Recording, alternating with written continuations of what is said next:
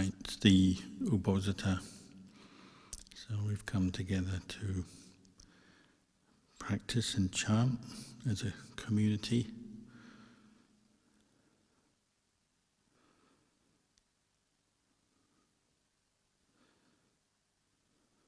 One of the chants we do regularly, which is I've always found very useful, and I think many others, bhikkhus do, is the 10 reflections of a bhikkhu. 10 reflections to be chanted regularly, brought up to contemplate, remind ourselves of what it means to be a bhikkhu. In Thailand, the word bhikkhu sometimes has two meanings. One means somebody who's seen the danger in samsara, the cycle of birth and death, and they're seeking for a way out, for liberation. The other meaning is, you might say, a bhikkhu is a beggar, an alms mendicant, somebody who depends on alms for their livelihood.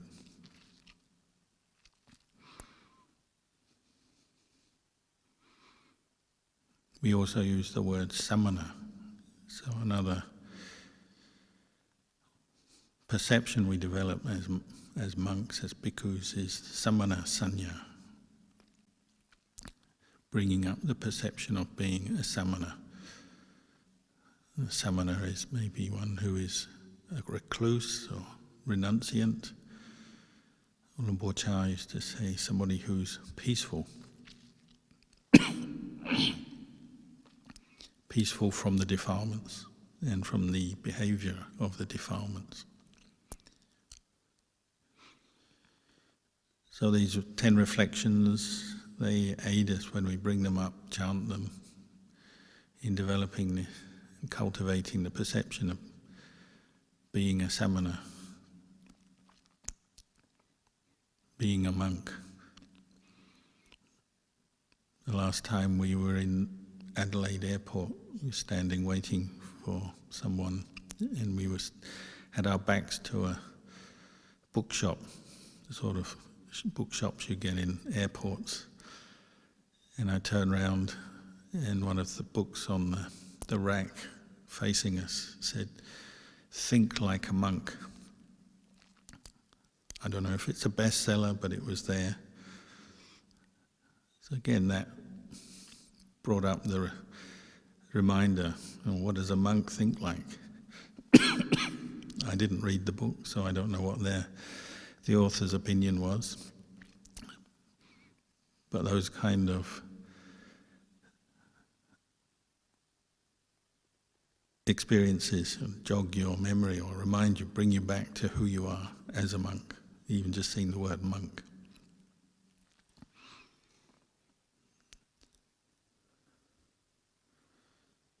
So you might say, what is it to think like a monk? Well, these 10 recollections that we chant are the way that we train ourselves to think like a monk. It's funny, in Adelaide Airport, we've been asked questions about our lifestyle and who we are many times over the last couple of years when visiting Bodhipala Monastery. And I remember one guy came up and wanted to ask us if we could teach him to fly. And I said, we don't need to, you just buy a ticket and you can get on a plane and fly. Somebody else asked us if we can read minds. We said, well, we learn to read our own minds, not read other people's minds. So people have their different views about what monks do, what the purpose of our lifestyle is. Someone else asked if we did kung fu, which we don't. But these 10 recollections, things that should be frequently recollected by a bhikkhu, they do give us an idea of what we're doing and why. And it's always good to come back to the words of the Buddha, because the world out there is full of people's different views and opinions about everything, including what a Buddhist monk is, what they're doing, how they should be, and so on. So a good starting point is always the words of the Buddha. So these reflections, the first one, I'm no longer living according to worldly aims and values. It's quite a modern translation. In the time of the Buddha, they had the caste system, and it's even there today, particularly in India and some other countries. In the West, we might call it the class system, which is perhaps more fluid, not so rigid as the caste system, but it's still, inherited values and ways of looking at oneself and other people, and our self-identity often is we identify with certain characteristics of a class. But in India, very rigid from birth. Sort of fate is determined by which caste you're born into. And in the time of the Buddha, it was difficult to move between the castes, move out of your caste and the designated activities, whether you're a Brahmin, a priest, or a warrior, or a businessman, farmer, or you're an untouchable, completely out of the caste system, but in a bad way, without any rights. And in the time of the Buddha, there were slaves as well. But a samana or a bhikkhu is someone who, once you ordain, shave your head and put on the robes and ordain, then you go outside the caste system. There's no caste system in the Buddha's teaching or in the Vinaya, the monastic training. We're all equal in the sense we're all practicing according to the same set of rules, developing the same path for nibbana, the end of suffering. But because we have been brought up in the world, we do have our cultural values, however vague they may be. In some parts of the world, the caste system is clear and rigid and well-defined. In others, it's very vague. So in Australia, you have a vaguely egalitarian system. And in many ways, they've achieved that here. But it's not perfect. And there may still be remnants of other social norms and views about how people are, who you are, your background, how much money you earn, and so on. And through our cultural conditioning, we develop a sense of self and conceit. So when you reflect, I'm no longer living according to worldly aims and values, you're just setting aside the usual standards and views on who people are in our society. You're stepping out of it and becoming a monk. And that particularly means you don't have a lot of rights. The sense of self manifests with the word mana, conceit, self-view, and sense of self. So if you're in the world, you often you're pursuing things with your sense of self, and you have a sense of who you are, whether you feel the same as others, or inferior, or superior. You act accordingly. But as a bhikkhu, we move out of that. We're alms mendicants. In a way, we don't have a lot of rights. So sometimes bhikkhus are more like doormats. We can't, invoke. We don't go to court, say. We don't invoke the law really. We don't, as bhikkhus, we don't sue people when we don't get our way or we feel we're wronged, and so on. We're just monks practicing for nibbana, practicing with a very high sense of discipline, following the rules of the Vinaya, but in the worldly sense of the way people express themselves through their conceit, we're stepping outside of that. And that can be very liberating for many people when they come into the Sangha. Their aim is now nibbana, and we all follow the same rules of training, the Vinaya, But the more worldly way of comparing and competing with other people and judging them, we can drop that. We're not competing according to the usual rules of society anymore, which are based on things like gender, wealth, knowledge, position, status, authority, power, fame, fortune, all those things. We're stepping outside of that, which can be a great relief and a shedding of some layers of conceit already just by putting on the robes. You might say you kind of blank out your sense of self because all monks look much the same, wear the same robes, same shaved head. But for one pursuing truth, training their mind to let go of delusion, you might say we can be happy that we've let go of some of the external trappings of self, the conceit of self. It frees up the mind to pursue the Dhamma on a much deeper, more profound level. But it's a recollection. We have to remember we are now classless, or without a caste, without all the sort of social status that we may formerly have held on to. So, even if you came from a very wealthy, powerful family, you give all that up when you become a monk. Or if you came from a very poor family, you give that up as well. Monks are just monks. They're not rich, they're not poor, they're just monks. So it is a liberating thing, but you have to work to keep recollecting this fact, that you've given up worldly aims and values. You've taken on a new status of being a monk.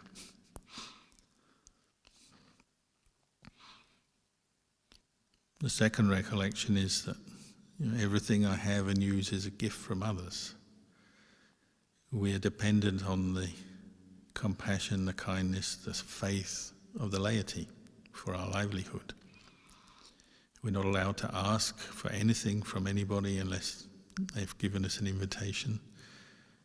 We just accept what comes our way according to the goodwill and the faith of the laity. So the monk's life is not a life that we're here to accumulate wealth or, again, wealth, power, prestige. We own nothing. We don't really even own our bowl and robes. They come to us from the Sangha, from the Buddha. And when we die, they go back to the Sangha.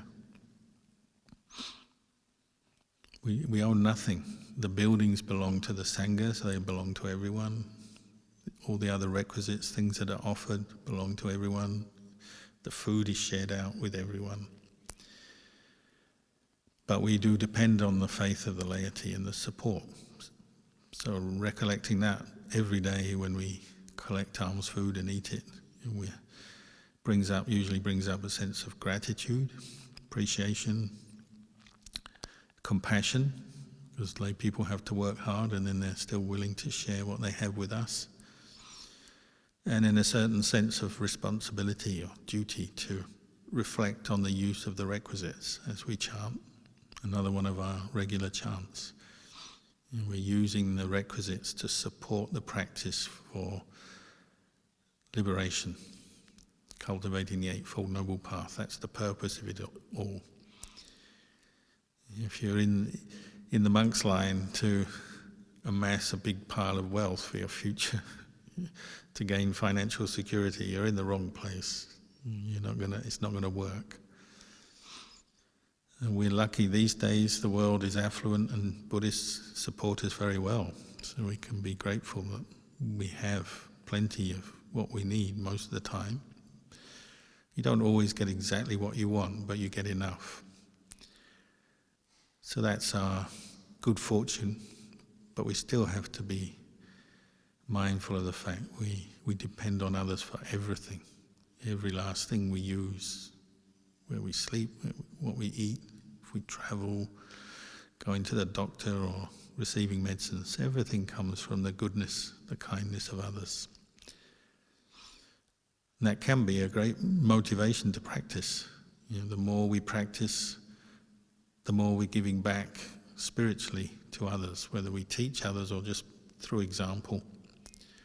This is the way a monk gives back to the world. And the Buddha said, you reflect on the use of the requisites, it purifies your use of the requisites, so the people who have given them make more good karma by supporting the Sangha. If we work hard to let go of our greed, our attachment, the sense of indulgence, then all the better for those people who are supporting us.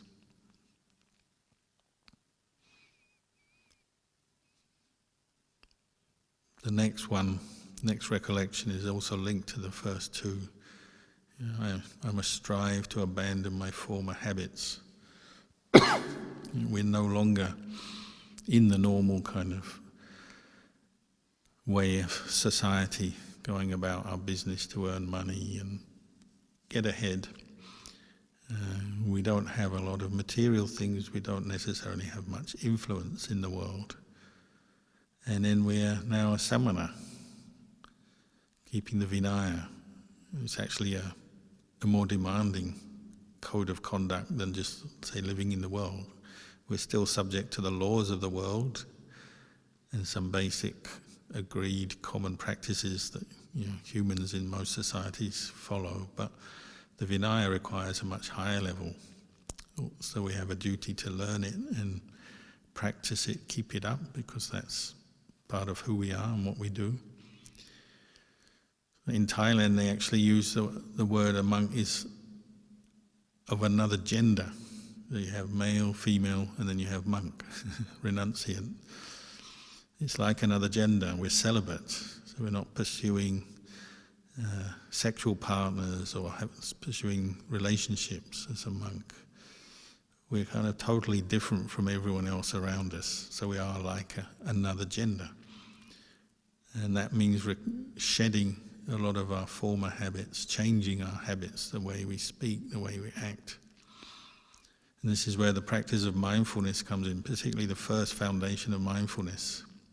You see, when the Buddha taught that, he was saying one practices being mindful and clearly comprehending as one walks, sits, lies down, eats, washes, urinates, whatever you're doing, even just turning, to be mindful and clearly comprehending. Why am I turning? What am I looking at?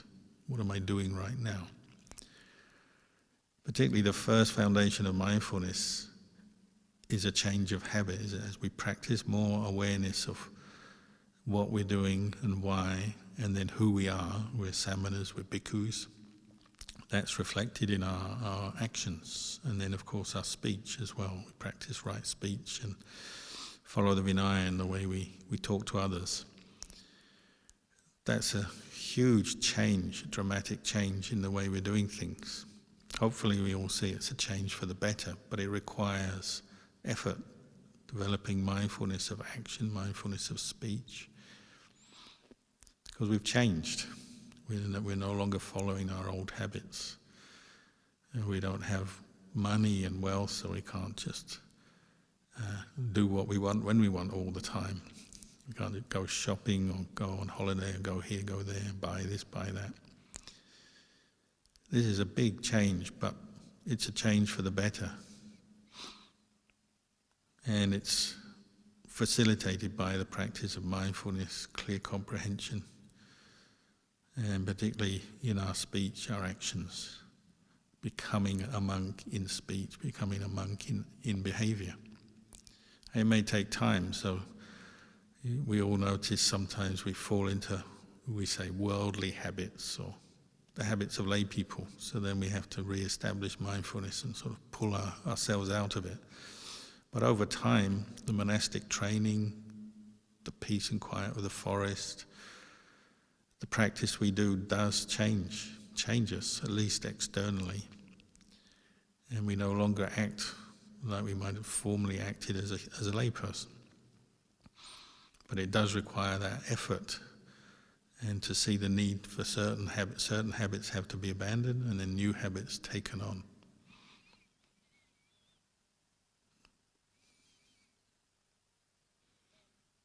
Another quality that helps with that is the practice of patience. Like a monk has to rely on a lot of patient endurance. which you may might notice that formerly in the lay life you didn't have to be patient with certain things.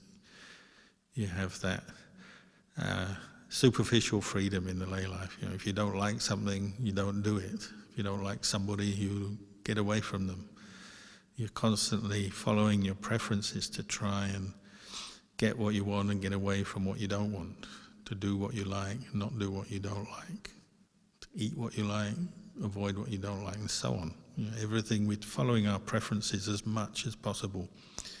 We see that as desirable, a sign of freedom, being a mature adult to be able to do what we want as much as we can. But it's also an impossible task. We can never achieve what we really want, which is sometimes why people end up as monks, because they realize the futility of following desires and attachments all the time. But you come into the robes, you have to be patient. You can't always get what you want, and you can't always do what you want, be where you want to be, and so on. You have to learn to be patient with your own frustrated desires. You have to be patient with people, how they treat you. As a monk, we don't get into arguments if we can avoid. It's not like that out there in the world where people will talk back to each other, argue, criticize each other, insult each other very easily. A monk does that with difficulty. Your aim in the practice is to be one who gets angry with difficulty, not gets angry easily. That might be a sign of development of your practice. If you find that you lose your temper or get irritated less than before, that should be a good sign. It's one of those changes in habit that come, that we should reflect on regularly. This year, am I more or less angry than last year? Do I have more attachments coming up, more greed and desire coming up, or less? Am I more confused and full of doubt or worry, or do I have less doubts, less worries than last year? And by observing your habits, you can learn a lot about yourself, both externally and then on a more refined level on the mental habits, our thoughts, our attitudes, views and opinions. The next two reflections are very much related to the qualities of hiriotapa, which again are associated with being a bhikkhu, a samana. One is developing a very highly well-developed sense of moral shame and fear of the consequences of wrongdoing. Understanding there is good karma, there's bad karma, and then acting appropriately, shrinking away from following unskillful karma through body, speech and mind, and then moving towards good karma through body, speech and mind. So the first reflection is, do I find fault in my own conduct? We have to monitor ourselves. We spend a lot of time on our own. And when we're together as a community, we're responsible for our own conduct as we go about our business. And we use the Vinaya training and the practice in mindfulness and clear comprehension to get an idea of what we're doing, what we're saying, even just what we're thinking. And we sometimes do have to be critical of ourselves. If we see that we are needlessly indulging in anger or greed, delusion, we have to work to abandon that, change that, not hold on to unskillful ways of body, speech and mind that keep bringing up suffering and maybe taking us further away from the path, from our goal. It's a very common thing now. People come and ask how to deal with self-aversion. So when one is able to reflect on one's behavior and sometimes criticize oneself, it's not cultivating self-aversion as such. It's just recognizing that we do fall into unwholesome ways of body, speech and mind. And when we, use the Vinaya as a way of training and reflection, then when we notice things are not quite right, then we try to set things right, make new determinations and practice things, improve our behavior or the way we speak or the way we think. And we're learning from this lifestyle. So it's not just judging this idea of a self, I'm good or I'm bad, I'm full of faults, which is what people often get caught into, always judging themselves, putting themselves down, becoming very negative, depressed, and so on. It's not that, it's simply recognizing that we're learning, and sometimes we learn from seeing our own faults, but recognizing that they can change. Nothing is fixed. It's not like you're a born loser. It's a good phrase to use, but no one's a born loser because you can always change for the better. There may be moments where we make mistakes or follow craving and attachment, but we can also bring up mindfulness and let go of craving, and bring up wisdom and let go of attachments.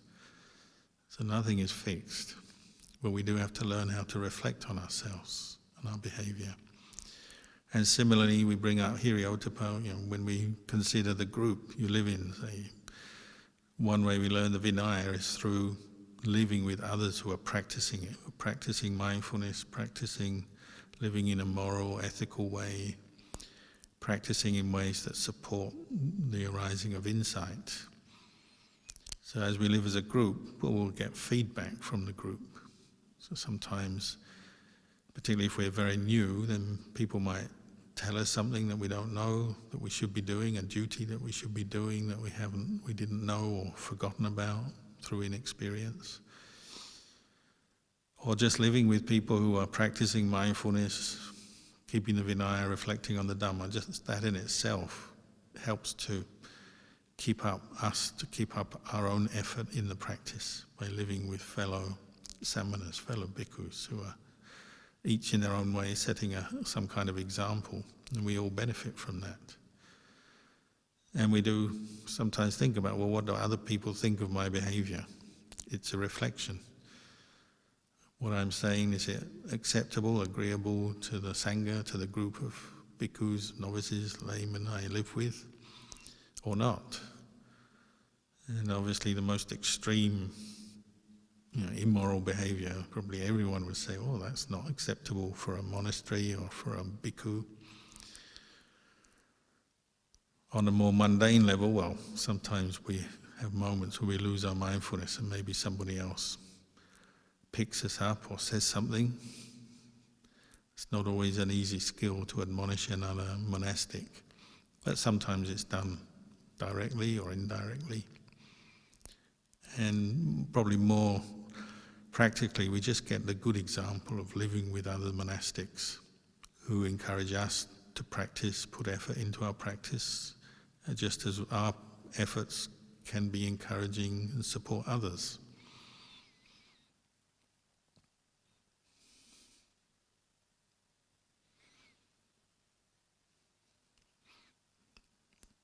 Another recollection, separation from all I love and like is assured. This is again coming back to the heart of training the mind in the perception of impermanence, the impermanence of the body, the mental activities, feelings, the five khandhas, and the world around us. Everything ultimately is changing, subject to change. One day we will die, for sure. We don't know where, we don't know when, but we know we will die for sure. So separation from everything I love and like is assured, whether it's family, friends, people, material things, places, experiences even. Everything is impermanent. And just recollecting that every day brings us wisdom. We see the impermanent nature of body and mind and the world. Our mind is constantly aware of impermanence, the possibility that my life will end at some point, maybe even quite soon, we don't know. It makes us heedful. As we know, the Buddha's last teachings to the bhikkhus was that all formations are impermanent, so strive on with heedfulness in your practice. So recollecting death, separation from that which I love and like, brings up heedfulness. Right? When I die, what do I take with me? You can't take any material things with you. You leave your body, you leave anything. If you do attach to your bowl, your robes, well, you leave that behind when you die. You leave the monastery behind when you die. If you were to die tonight, you'd leave your kuti behind. Everything you would leave behind. All you take is, the good and bad karma you've accumulated. That much of the path you've developed, well, you take that with you. You might call that your real inner possession, your inner treasure is the Eightfold Path, as much as of it that you have developed. That's what you take with you when you die. But every day we recollect separation from all our love and like is assured. And when you do that, when you have that recollection, it can bring a great sense of peace. It allows the mind just to let go, because everything is impermanent. You're accepting impermanence as a perception, as a truth, as a reality. And some people think, well, that means I shouldn't leave anything, because I'm going to leave it all one day. I'll leave my family one day, so I should cling to my family. But the more you understand the impermanence of things, the more you can relate to your family with wisdom, with compassion. The more you'll value them, more value the time you have with them, because you know it's impermanent. They won't be there forever. Friends won't be there forever. Good opportunities won't be there forever. One day you'll be separated from this body through death. So while you have the opportunity to practice mindfulness, contemplate the Dhamma, progress in your practice, then take it. This is what it means to be heedful.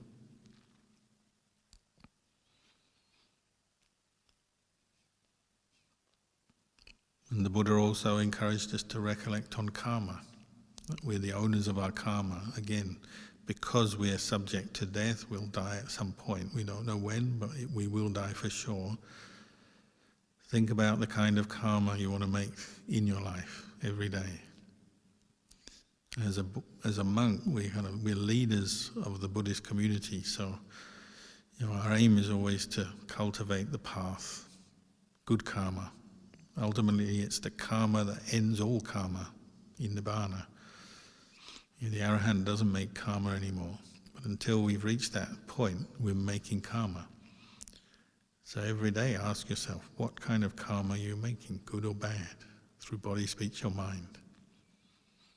We have to carry it with us. As a bhikkhu, we have the opportunity to make very good karma. We are making very good karma already, because we're practicing renunciation, keeping the Vinaya, developing meditation. All of these are such powerful good karma. We're already developing good karma. But at the same time, sometimes the mental defilements may come up. And we have to be on guard a bit, because as a bhikkhu, if we do lose our temper or indulge our greed or get too confused, well, sometimes we can make bad karma. And as a bhikkhu, you're kind of always in the sights of people around you, whether it's in the monastery or the wider community. It's hard to hide as a monk sometimes. So we have a certain responsibility to be a leader by example, cultivating good karma, avoiding making bad karma. So again, we have to practice a lot of patience. Maybe people we meet aren't always very kind to us or respectful. People who don't understand what a monk is, sometimes they're afraid or make fun of us or insult us or something. It's not very often, but it does happen. And that's the time you have to be restrained, patient, not give in to the desire to fight back or argue or whatever. All depends on the situation. But if you're reflecting on the kind of karma you're making every day, then it helps. Or even when you're totally on your own, nobody else is bothering you. How are you spending your time?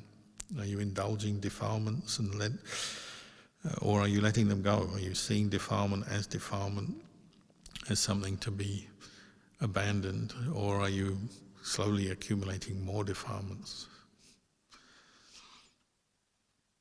unfortunately, as a bhikkhu, if you do indulge your tendency towards making bad karma, often the results come up quite quickly.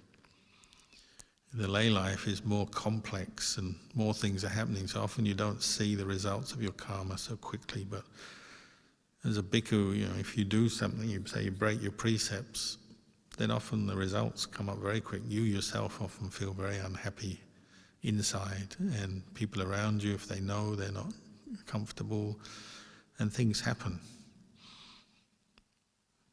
Sometimes it's the novices, not so much in the West where the novices tend to be of age. Often it's somebody who wants to be a monk, they just become a novice first, and they may be well over 20 years of age. But in Thailand you get a lot of teenage boys who become novices, and they're not that restrained because they're just teenagers. So they're learning, and they have a steep learning curve because they have to watch their speech, their actions. So sometimes you see sort of cases of instant karma where they're a bit rough with the precepts. So I always remember one poor novice who was living in the forest and in the jungle, which is full of bugs and insects, and he hated them because he was from the city. But he hadn't worked out that, as a novice you have to practice patience and just move away from insects or try to find ways to prevent them coming into your room or whatever, but you don't kill them.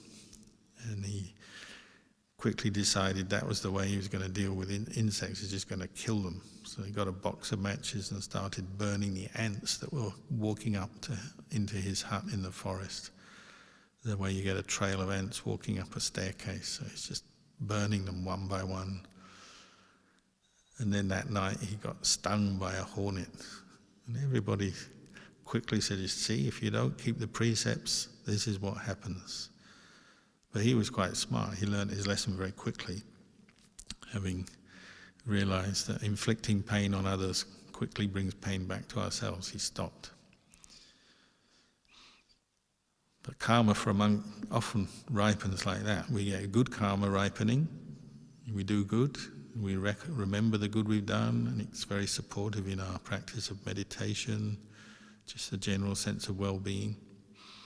But the bad karma brings up regret and often quickly ripens in unfortunate results.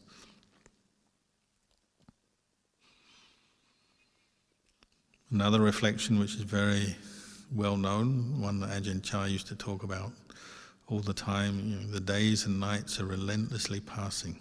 How well am I spending my time? Or literally, what am I doing right now? Am I practicing or not? Am I cultivating the path or not? You can bring that reflection up at any time of day or night, just to set your mind straight on your practice, bring yourself back to the practice. Again, it's encouraging the sense of heedfulness. Time is running out. Opportunities are going to be lost. Take them while you've got them, while you've got health, while you've got a place to practice, while you can practice. Do it. Because we don't know what the future holds. That sense of urgency in the practice and making the best of your opportunity, the best of your time. Because it's so easy when the mind gets caught into mental defilements just to drift, let the mind drift. As we know, in meditation, it's easy to have a daydream that lasts the whole period of meditation. And we put effort into developing mindfulness on an object for a few moments, and then we spend half an hour or something just thinking and daydreaming and going around in circles, not getting very far. So bring up this recollection often. Time is running out. We don't have this opportunity indefinitely. Another one that supports the practice is the love of seclusion. Do I find delight in solitude or not? Sometimes the word for solitude or the picture is empty hut. Do I like an empty hut or not?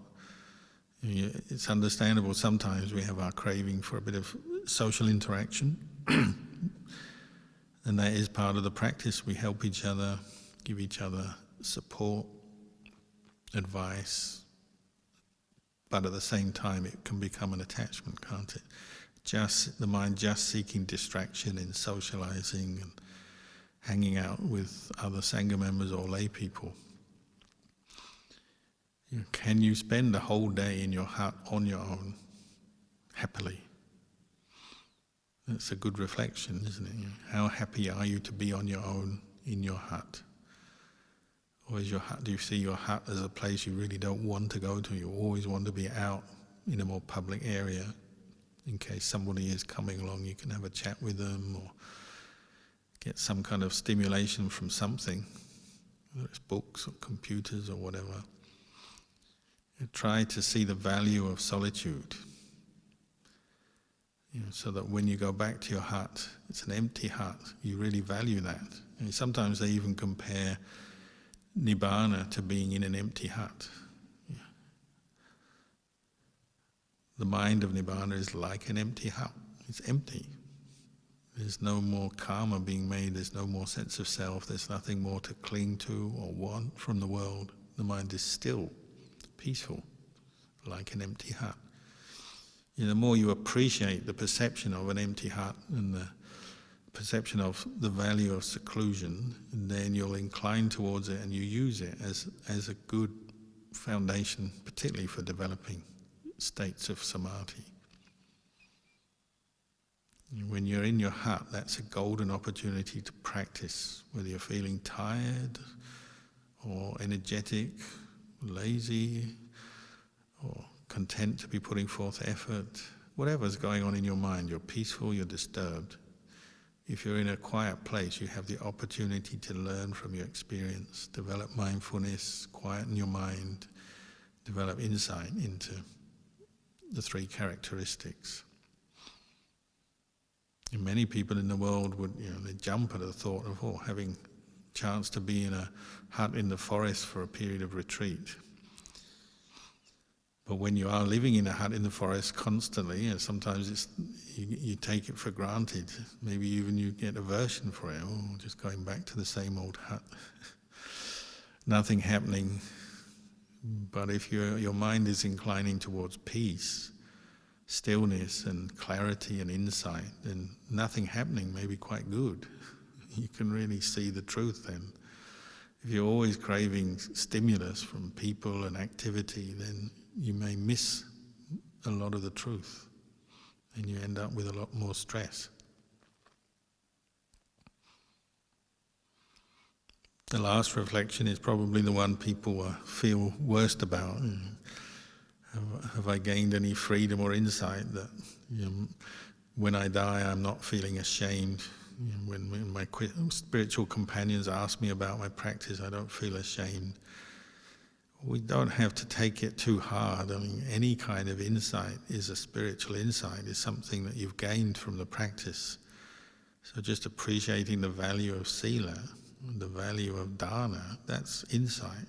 Appreciating the value of stillness, states of mind that are calm, content, with inner happiness and the one-pointedness that comes from practicing mindfulness on an object. This is insight, even if you've only had occasional glimpses of the peaceful mind. It's something. Your practice has gained something very special. Many, many people in this world never experience a peaceful mind on any level. If we have, even if it's just fleeting, that's something, a very powerful conditioning force in your mind, in your life. And it tends to draw you on to practice more, however difficult it seems. And then it's the platform for insight.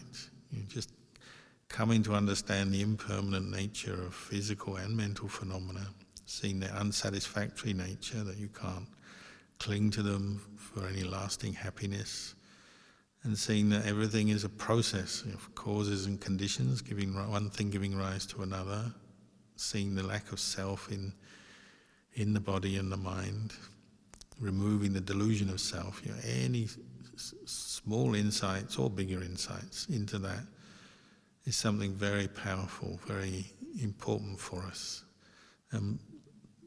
Really, to be able to live in a monastery, you've already got that to some extent. Otherwise you'd have run away by now. If you're able to live for whatever length of time in a monastery, you've already gained some insight. So you don't need to feel ashamed when you're questioned by your spiritual companions. You've got something. But it's always something we have to develop further.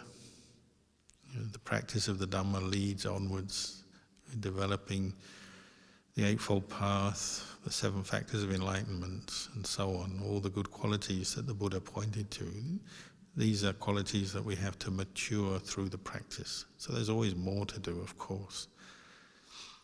But we have to try and appraise our practice objectively. We've achieved something to get to this point, but there's more to do.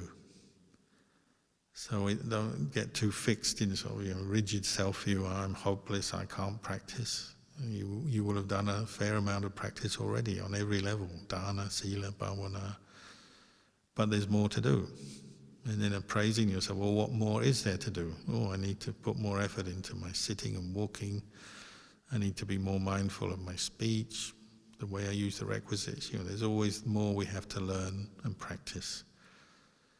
But try to appraise your practice in a more objective way rather than just judging yourself as I'm really good, I'm really bad, I'm superior, inferior, or just as good as them. Creating the sense of self tends to lead to suffering because you're attached to that, and then after a while you realize it's just an attachment to a view. Is often inaccurate anyway. What view can really explain our experience in the practice adequately? And we use views and opinions, and we have information and ideas, and that's fine, but don't cling to them too tightly. Everything is fluid and can change through the practice. So these 10 recollections are very useful to bring up over and over again as we chant, frequently reflected again and again, because this is what develops the real sense of being a samana, a monk. This is what does a monk think? A monk thinks these 10 recollections regularly, and it changes a human being from being at one point where there's a lot of suffering and misunderstanding to another point where there's not much suffering or no suffering and more clarity and insight. So I'll leave you with these reflections tonight.